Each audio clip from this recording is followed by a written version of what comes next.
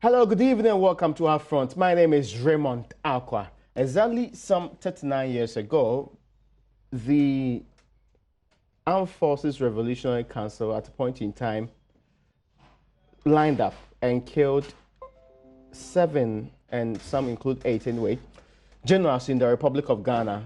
Their crime was that at some point in time, they actually committed the highest treasonable offense in the country. Today, we put all of that in perspective for you.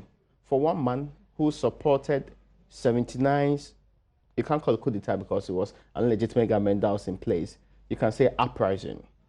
Then also supported the 1981 comeback of former President Jerry Rawlings. One man who knows Jerry Rawlings in and out and can do proper diagnosis of the Jerry Rawlings we see today and previously. But more importantly, has the revolution succeeded in transforming the nation Ghana into what's supposed to be?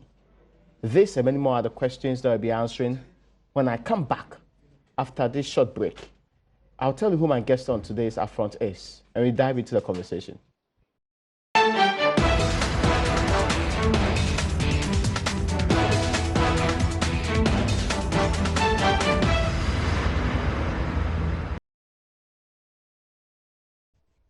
You're welcome back. My name is Raymond Aqua. This is AFRC. Today we're going back into history because some years ago, generals ranging from Ahmed Dume, ranging from Boache, and also, of course, Rear Admiral Ahmed Dume, Boache, I can give you the entire list, including people who had done coup d'etats in '66, those who tried to remove subsequent governments along the line, and those who had led the country before, including a champion, which is Ignatius Kutu Champon, who was some time ago a leader of the country under a military regime, were lined up and killed at some point in time.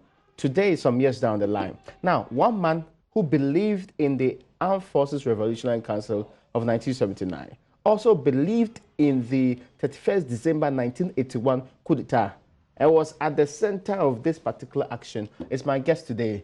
He's not ceased to be a socialist, but I don't know whether he is still of the belief that the revolutionary worked, did not work, even before he fell out with the then Chamarons along the line. Comrade Kwesi Edu, how are you doing? I'm doing fine. I mean, do you still refer to yourself as socialist? Are you a revolutionary? I strongly have socialist principles, yes. You do still? Yes. From student days up to this time? Yes. Let me go back. When 79 was happening, you were a student? 79? Yes. I had just left the university. Okay, that's interesting. But you led youth groups with the hope that you will support something that will make probity, accountability the order of the day.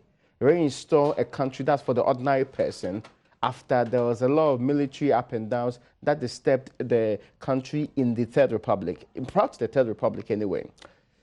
How was it like living in those times and believing in the uprising? You've made a point which I think should be clarified. You know, these days we hear a lot about probity and accountability. Yeah. The issue at that time was not. These days, people find it convenient to say that the core values of June 4th and 31st were probity and accountability. It's not true. Really? It is not. It is something that they picked along the way when they saw that they were going away from everything and they had to find some way of justifying themselves. So they call probity and accountability. At what point in time did you get involved in the activities of June 4th, 1979 and its related matters? When did you become or get interested in the AFRC's activities? No, when the AFRC came, I had finished, I was no longer a student. Oh, okay. I was on national service. Oh, okay. And, but I was quite interested in what was happening and I followed the events.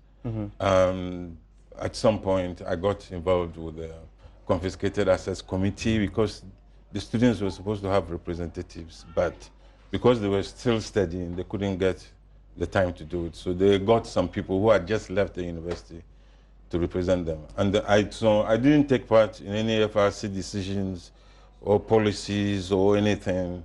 The nearest I went to them was on the You served on the Confiscated Assets Committee. Yeah. Committee. What was the job of this group? Some people's assets had been confiscated. And so there was a decision that these assets, there should be a decision as to what to do with those assets. Not to return to the people. No, there were guidelines. There were some that were supposed to be returned to the family. And if, for example, it was a family home, you can't take it away. And then there were others that were supposed to be, you make a recommendation as to what's supposed to be used. When were these assets confiscated? They were confiscated in 1979. Why were they confiscated? Somebody will say, you and I were not there. Interesting. I was not part of the tribunal, so that decided on the this. tribunal that decided that people's properties should be taken? Should be taken. No, as far as I'm concerned, I had been appointed onto a committee that they say people's things having, these are confiscated assets, and your committee should work on them. That's all. So why?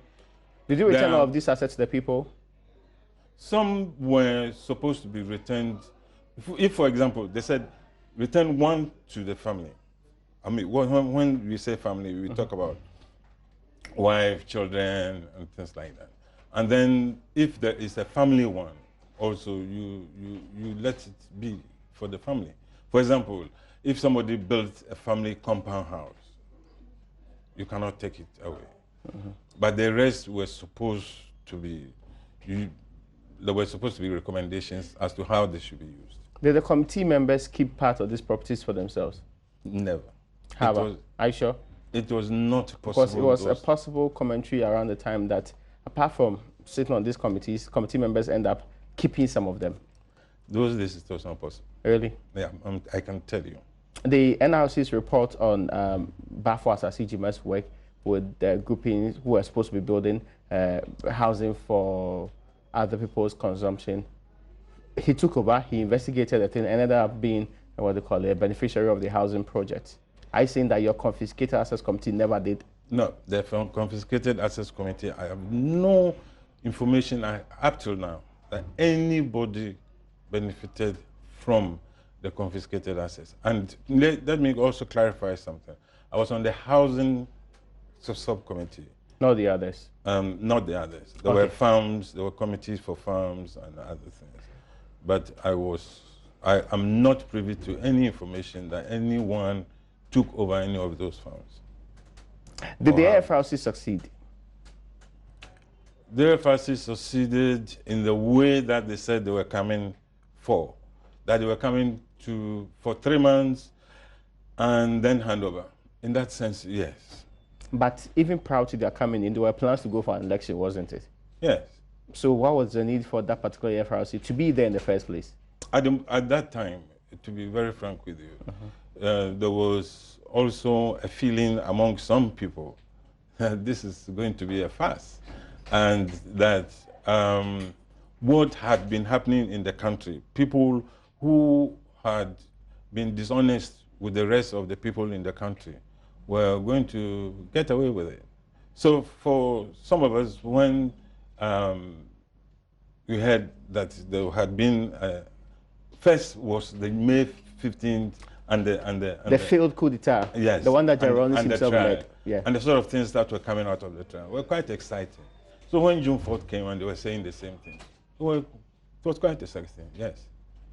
Only, you see, when you look at it from hindsight, and said some of those people are not what they claim to be. That's different. But at that time, I'm just talking to you about that time. How did they portray themselves? The leaders of the AFRC then?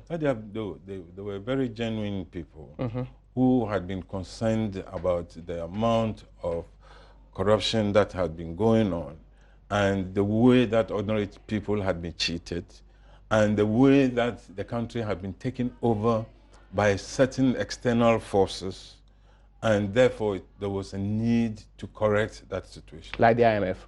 It was, actually, during the trial, Mr. Rawlings didn't talk about the IMF. Not at all? No. He talked not any of the Bretton Woods institutions? No, he didn't. He talked about... So which external forces were we talking about? The US as a state? No. He talked about Lebanese and Syrians. Really? Then they had taken over the country. Lebanese and Syrians? Yes. That they are taking over Ghana? Yes. Was that a reflection of the truth on the ground then? There were times in those days when there were some... It wasn't a very marked issue. It was not an important issue because there were Lebanese who were Ghanaians.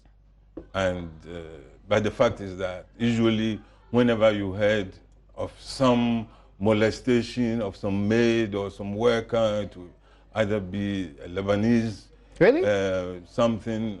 Yeah. In so 79? Recently, we had a similar case like that.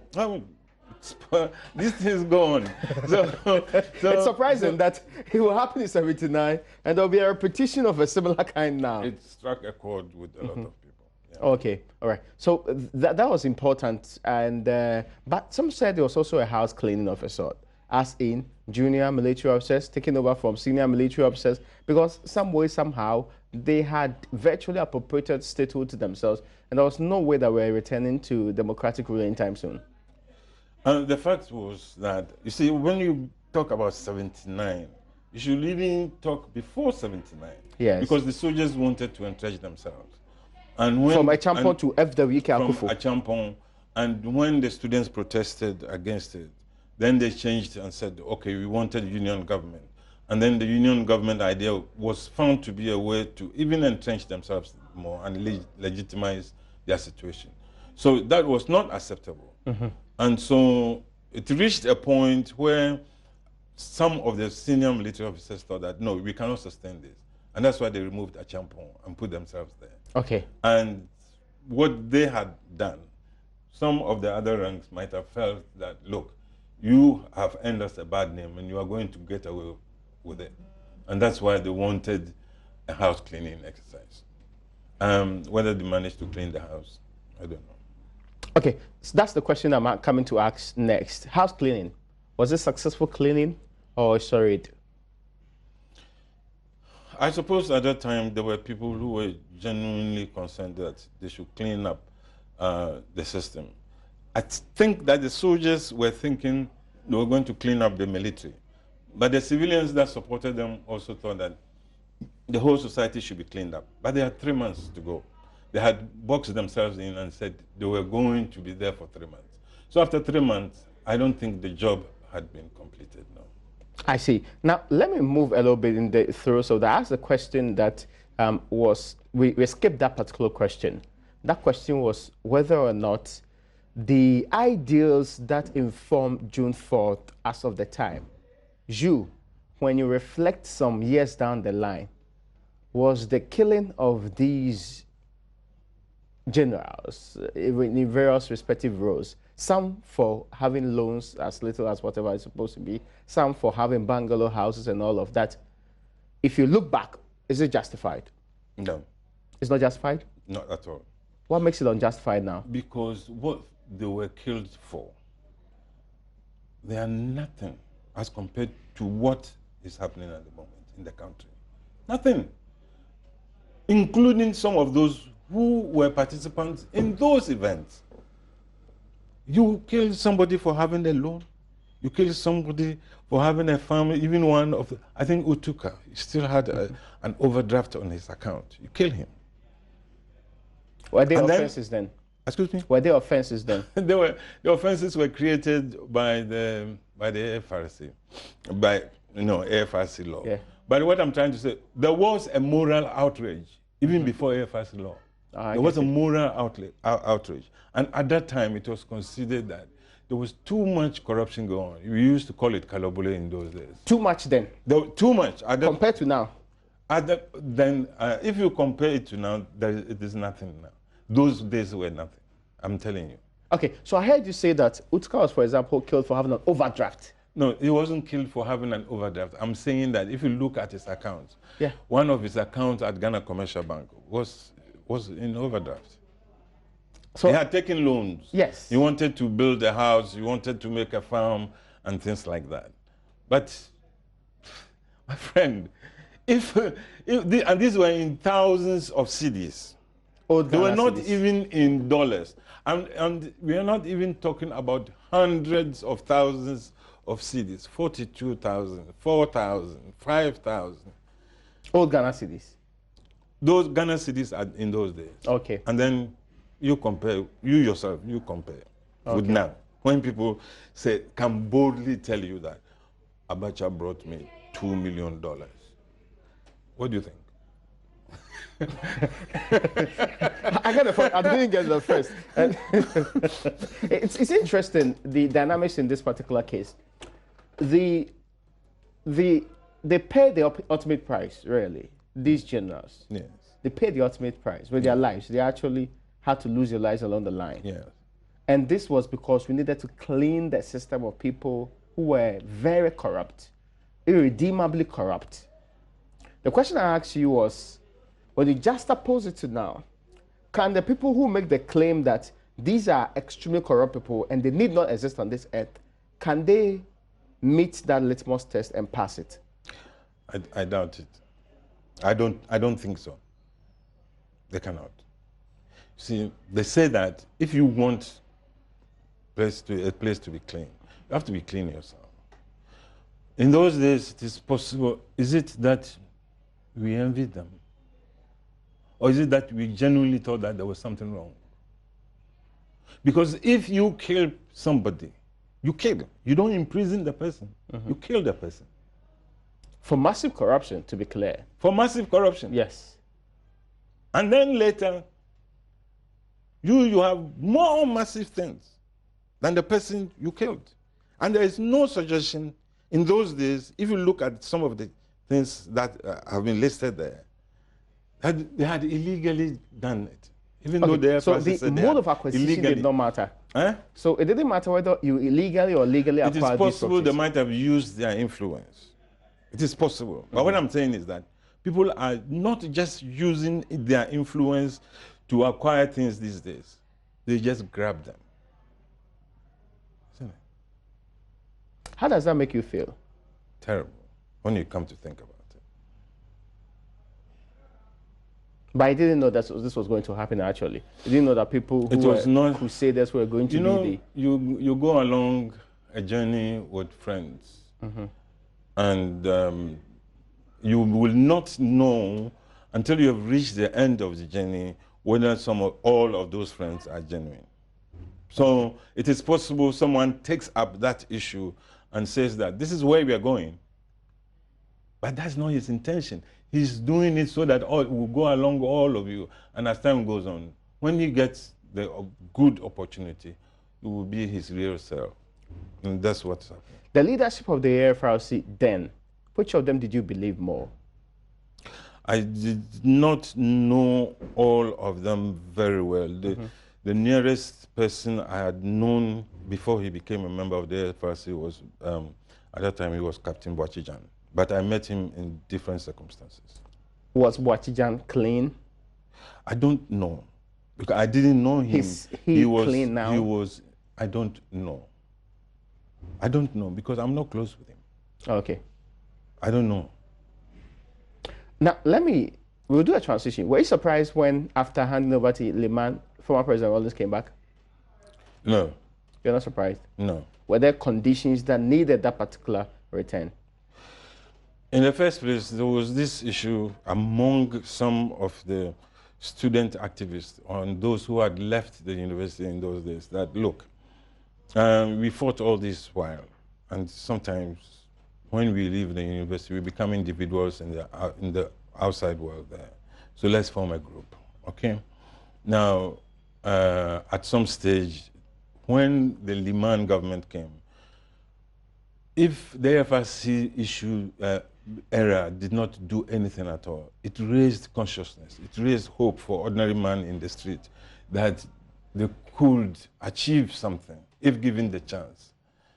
And the Liman government was virtually, it wasn't Liman as such, but some of them within it, very powerful forces within it, were trying to reverse that as a way of, so what they did was, we are going to reverse that. But those who stand there as symbols of that 3-month era, we have to demonize them. So some of them were given scholarships. And if you were given scholarships to go abroad and you won't go, then they have to demonize you. And that's what they did. Okay. And they appear to have done somebody a great favor by doing that. You supported December 31st? Yes. You supported it? Yes. Did you play any particular role? You mean in preparation or in execution in preparation, or what? In preparation. No. I mean, did you know ahead of time that was going to happen? I got an idea, yes. You got an idea? Yes. Was it, to your mind, a justified cause for a government of less than 2 years to be removed? I'm not going to go into even the politics of it. Let's go personal. Okay. This was a government that was supposed to be a democratic government. Okay? This was a government that was supposed to be a democratic government. I personally, and that's why I'm saying personal, because there are other political issues. With the socialist leaning, of course. No, excuse me. What would the socialist... Liman professed to have actually been an Nkrumah. Only some people will believe that. He did not. In fact, Liman is shown to have been among the people who were plotting against Nkrumah from Togo. Really? Yes. So, but don't let us go. The likes of Ivan Ademansa, the likes of Professor Benny, the likes of what they call Echidanso, all supported Liman because of his socialist leanings. Echidanso was my mate in Legon. So don't let us go there. Are you doubting his no. What I'm trying to say is that Liman was imposed on the PNP by some powerful forces in the PNP. He was originally not a PNP person. So let us rest that part there. Okay. I get your point, but okay. So your reason for supporting the 81 was personal. No. I'm not saying it was personal. I'm saying that there are political and there are personal things. And I was going to explain to you. Yes, the difference is what I'm interested in knowing. Here's a government that's supposed to be democratic, open, allow freedom and things like that. This was a young person who had just finished the university and had applied for a job and got the job. Because of my political views, I was working with the Ghana Industrial Holding Corporation. I was sacked. Gihok? Yes. I was sacked. Exactly what political views are we talking about? Because I was a member of the June 4th movement. You're a member of the June 4th movement? Yes. But that was a political organization. It's a political organization, it's not a political party. There's no law against a public officer belonging to a political organization. In the first place, Gihok was not civil service. And if you look at even in those days, political party law on affiliation, it talked about civil servants. Now, there were people, senior officers in Gihok, who were officers of political parties. I'm not talking about a political organization, working somewhere. Okay? And I was sacked.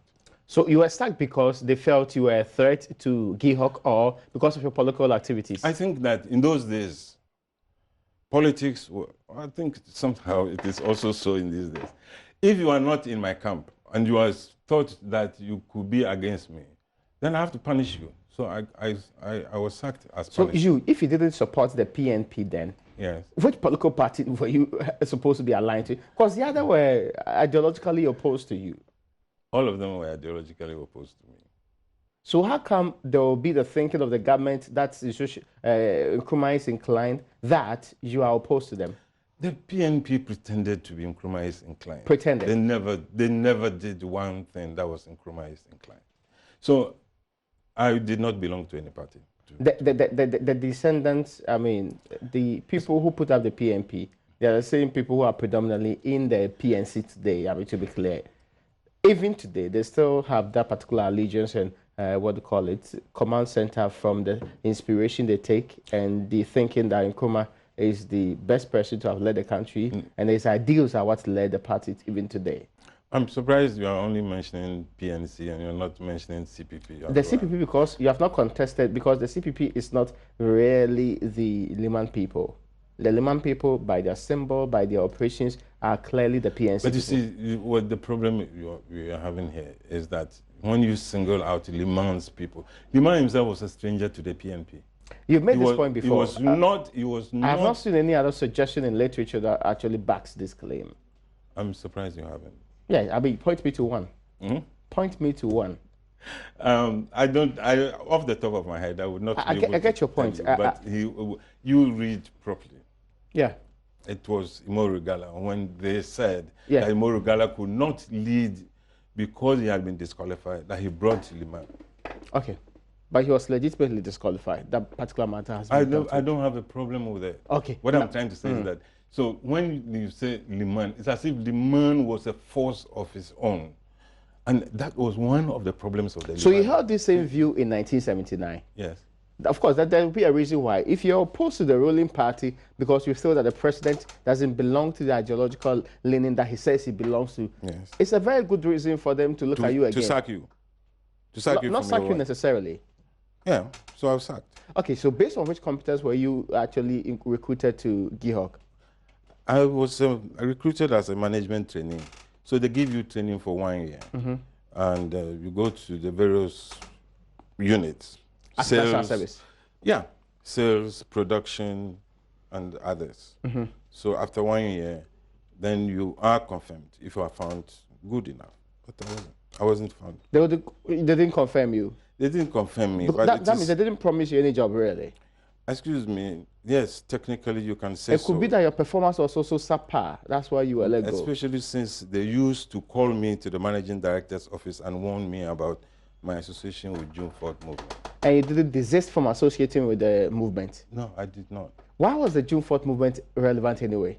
I had the right to my political views. And Don't anyway, people have the right to let me be clear. Views?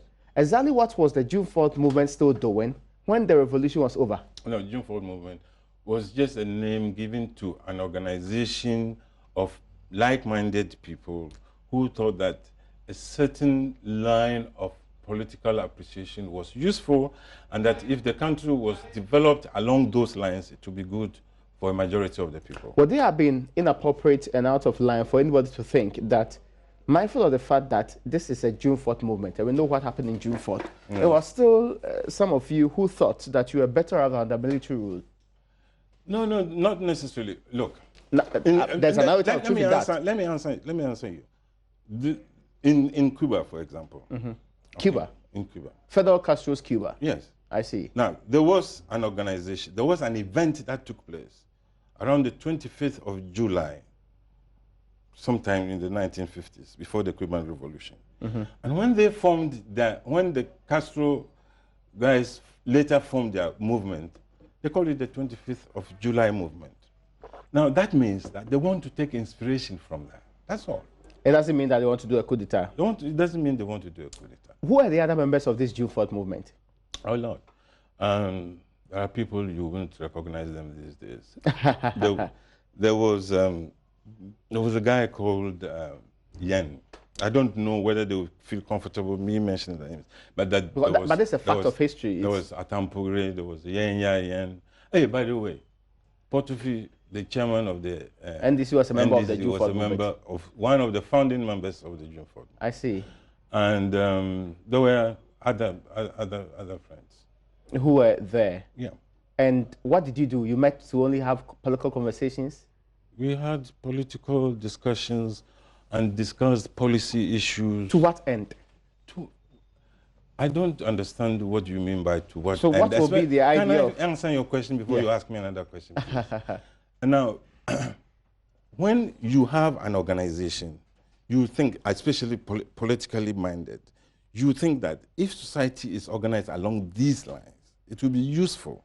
So because of that, you go, you study among yourselves, you read, you organize other people in the communities and things like that. So when you say to what end? To the end that probably with the hope that in future you will be able to mobilize more people into our side of thinking. That was the end to which there was. Now, my question to what end was, did you want to form a political party? If eventually it was useful, it was it was opportune to form a political party, we would have. But at that time, we were not ready to do that. So you're saying that because you were called into the office of the then managers of what they call it, GIHOC then, and they asked you to renounce your membership of this group and desist from engaging them, that's why your removal from office or their refusal to give you a permanent employment in the institution was purely political? It was political. In those days, anybody who knew about it knew that. Who sacked you? GIHOC. Major Samakwa? Major Samakwa was the director of personnel. Whenever the managing director used to call me to his office, he called Major Akwa. And on a lot of points, Major Akwa agreed with me. So Major Akwa actually was the henchman used in removing political oppositions? No. You did not listen to what I said. I said most of the time, Major Akwa agreed with me. Yes. Okay, so was he carrying out the instructions by management by letting you go? He was just carrying out an instruction, yeah. I mean,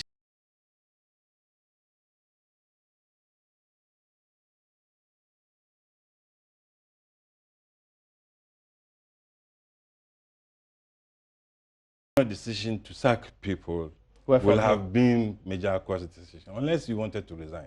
Okay, now we'll take a break. When we come back from this break, we will take a break from the AFRC period, jump into the PNC period, PNDC period, and get to understand why a man who was fully in support of, went out there to be in support of, and fought for the 31st December coup d'etat, ended up opposing it along the line. After this break.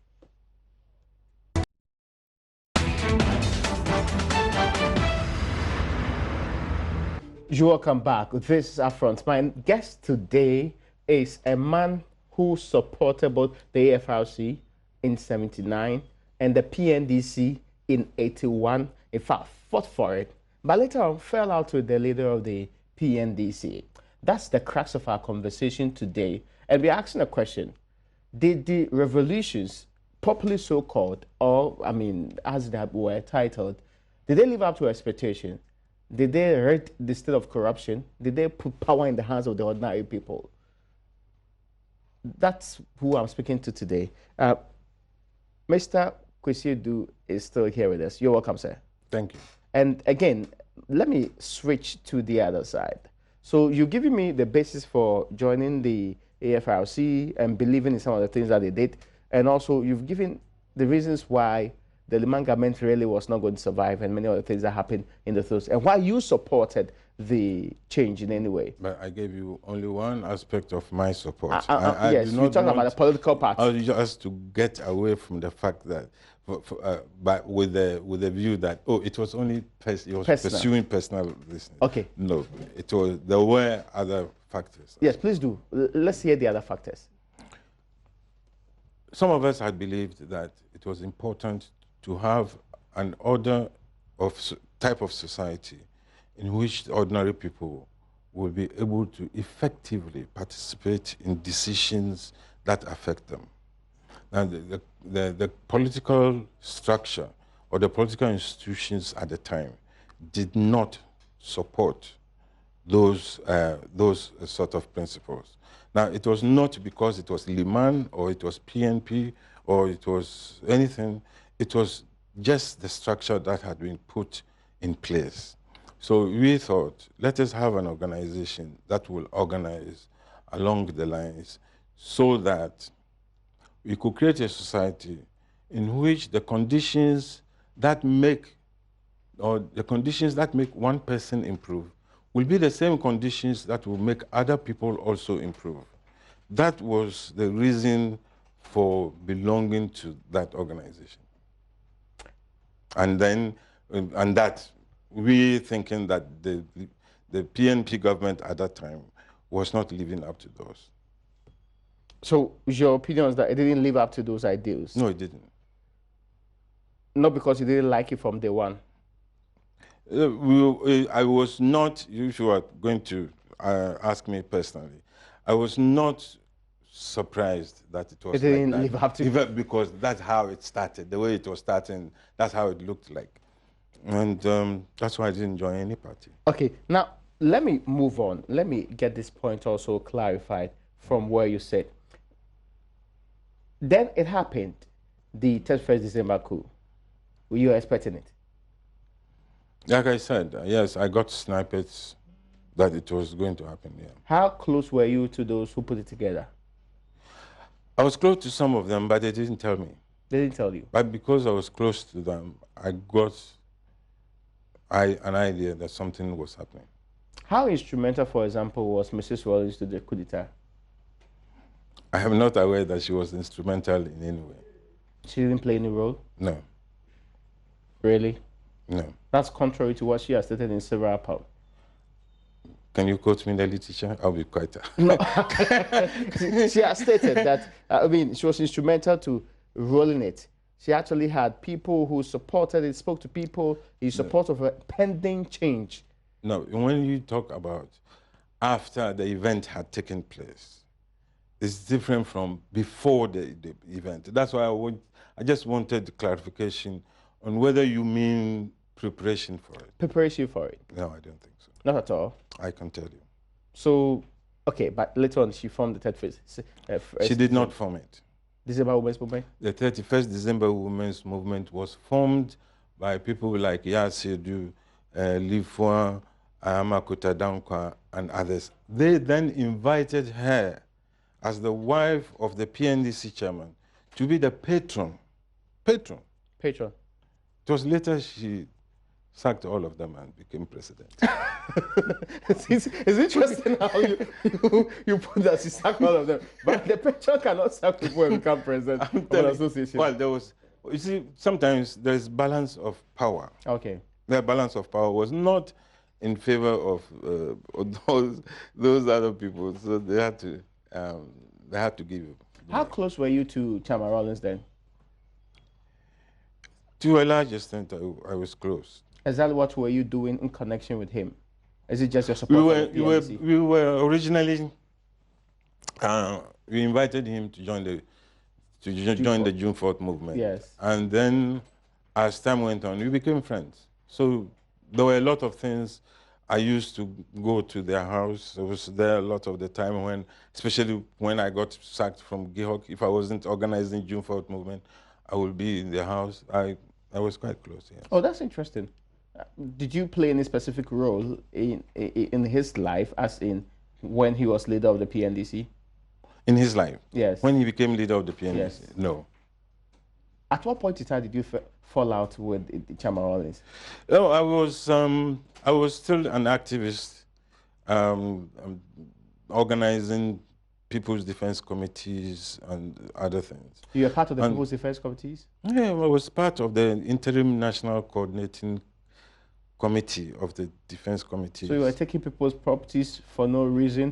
You were turning justice around and saying I don't know where people are proven guilty until they actually prove otherwise. I don't know where you got that from. The fact of history, no. It's not the fact of history. You people are the ones who perpetrated all of the crimes in the name of... Excuse me. Yes. Can I correct you? No, I mean, you can state your alternative, but there's enough evidence to suggest that. Why is the evidence? It's later than lots of literature in this particular case. You are confusing the INCC with something else. No, I'm saying that, for example, Paul Nugent, who wrote on Ghanaian history during the... Who is Paul Nugent? You don't know Paul Nugent? The American writer who is competent in political science. So we sit here... Who stayed in Ghana. No. We sit here and let other people write our history for us. We write the history of other countries too, don't we? The INCC did not confiscate any property. I can tell you. If Paul Nugent or whoever he is said that, he's lying. But they should tell me one property INCC says. Which one? If, you see, you are a Ghanaian, you live here. Paul Nugent lived here, but he doesn't live here anymore. Yeah. He said INCC seized properties. Which one? Now, it's interesting to know that, of course, you defend it because you're a part of it. So my question to you is, then how did you fall out with the chairman of the PNDC, when you seem to have been a very good adherent of in thinking behind the PNDC? Getting towards June 1982. June? Yeah, getting towards June 1982. Some of us who were working either with the INCC or who belonged to the leadership of the June 4th movement were beginning to tell the government, the PNDC, that it is time to stop the shouting and think about the economics of the country, how the country is going to practically move forward. Instead of continuing shouting, we are having a revolution and things like that. Really? Then... Why would you say that in the first place? Because you will not have a revolution by shouting alone. You will have a revolution if you practically put things in place that will transform society. So you are going about making speeches and noises alone will not change society. And you're bold enough to say this to the PNDC chairman? Yeah. We were able to say that. As you in the June 4th movement? We in the June 4th, not me personally. Okay. Okay. So at that stage, they became jittery. A lot of things happened in those days, and sometimes, even among some of their supported soldiers, they were not happy with the things that were going on, and other things happened as a result of that within their ranks. Mm. But then they started, the economists and the experts started telling them that the country is going bankrupt next month. So you have to run to the IMF. This was in June? By June, July, it has started. Okay. So we started saying, look, shall we have an alternative here? Because this thing, the IMF thing, we have followed it for a long time. It hasn't taken us anywhere. So you oppose Ghana going to the IMF? Yes. So shall we have an alternative in which we'll be able to reorganize or galvanize our resources, and also with help from elsewhere? Sometimes you can...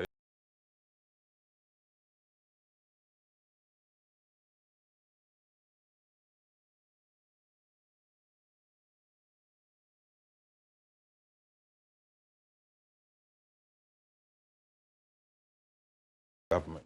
So we said no, we shouldn't. At some stage, he said, bring the alternative. So we formed the committee to bring the alternative. And even before the committee completed, he said there is no alternative, and he went to them. Oh, hold on. So before your committee completed this work, who was in charge of finances at that time? I think Kosiboche. Kosiboche was? Yes. And he proposed the IMF option? I don't know who proposed the IMF option. I knew that the PNDC was dealing with the IMF. So was it a betrayal of the ideals you thought Chairman Rawlings had? If you look at his speeches before 31st December, and if you look at his speeches just after 31st December, that was a betrayal.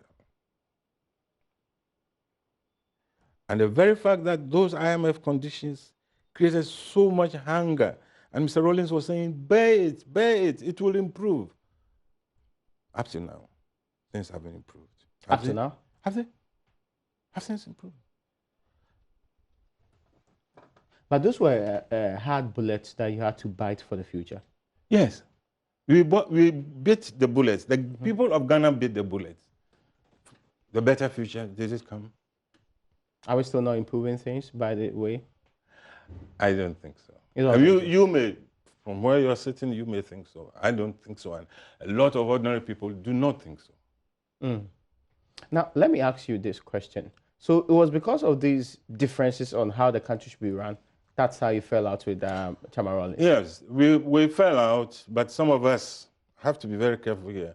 Some of us thought that, look, let's continue to build on the People's Defense Committees and the Workers' Defense Committees until they are strong enough to stand on their own.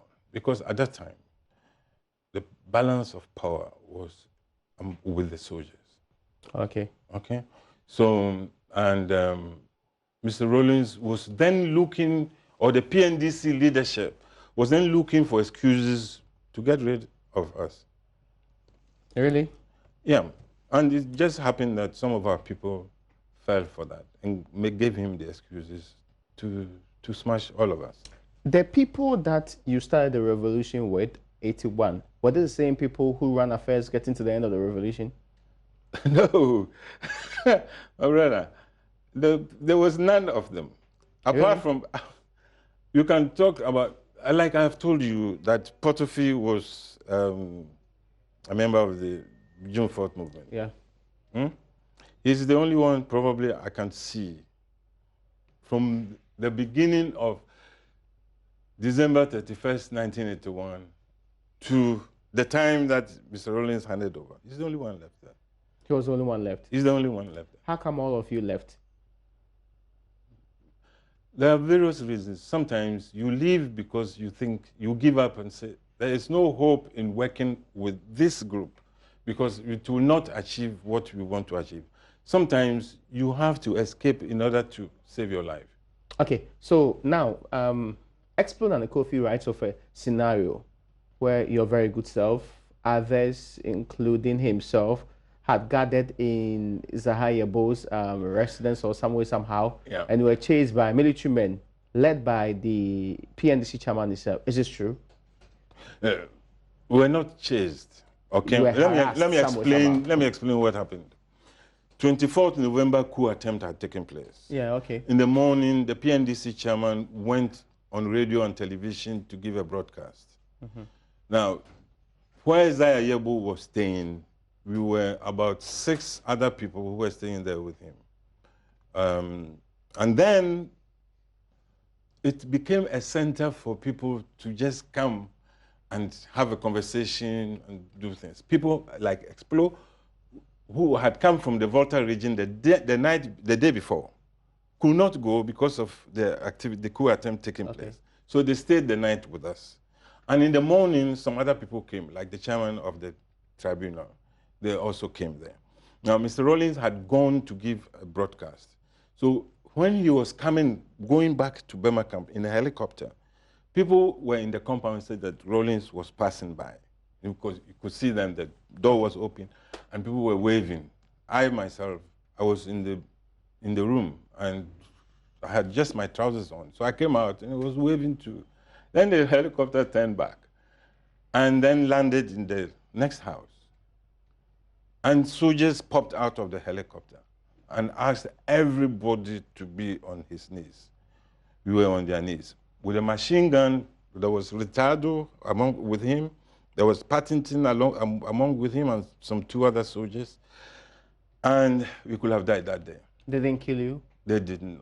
Fortunately, they did not kill anybody then? No, they arrested some of our friends. They grabbed some of our friends and took them. You were not arrested? No, I was only asked by Rawlings to follow him into the house. He was looking for guns. He was looking for guns? Yeah. He thought you people were planning a coup? I think that when some people were talking about coup and things like that, some people might have talked about guns, hiding guns, possibly. And I hear that one of the people who was among them used to report every time to Mr. Rawlings. I didn't know it at that time. So when he came asking me and took me to the house, asking me where are the guns, I was confused. I didn't know about any guns. Were there guns? No, I was not aware that there were guns. Let me also be very careful with this one. It was later, after Mr. Rawlings searched the house and left, that we found one gun behind a curtain. But that gun belonged to one Corporal Daute, who was there in the night, but he thought it wise to join Rawlings's people. So when they finally were coming for him, he left the gun there so that he doesn't go and face them holding the gun. Was this the last straw that broke the camel's back with your relationship with Chairman Rawlings? It will not have been the last straw, but it looked like Mr. Rawlings was now saying that we were plotting the coup against him. And for me personally, I found it very offensive because I was not aware that we were plotting against him. Let me be clear on this particular one. There are 2 quick things I want to ask you. Those people you were in this movement with, you were in the struggle and also in the activism mode with, did any of them lose their lives? Yes. Who?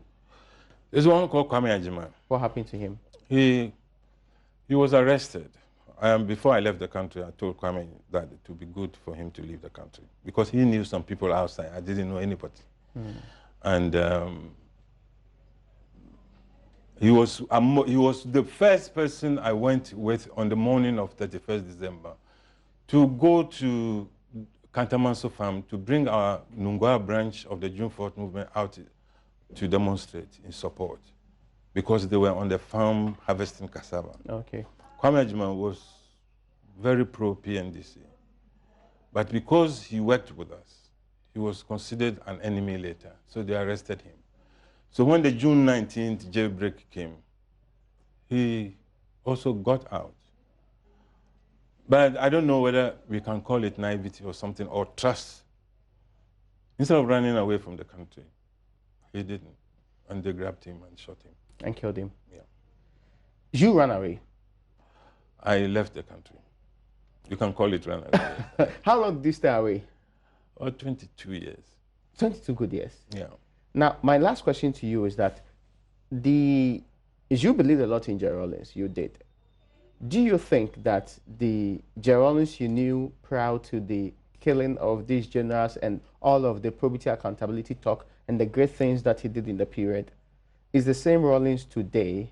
and whether anything has changed, and whether you'd have still followed him if he asked you to do today. No. Why?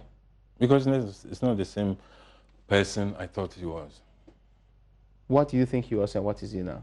I thought he was somebody who cared for ordinary people in the street and would be interested that they also got really to participate in the decisions affecting their lives in terms of government, even if at the local level and things like that.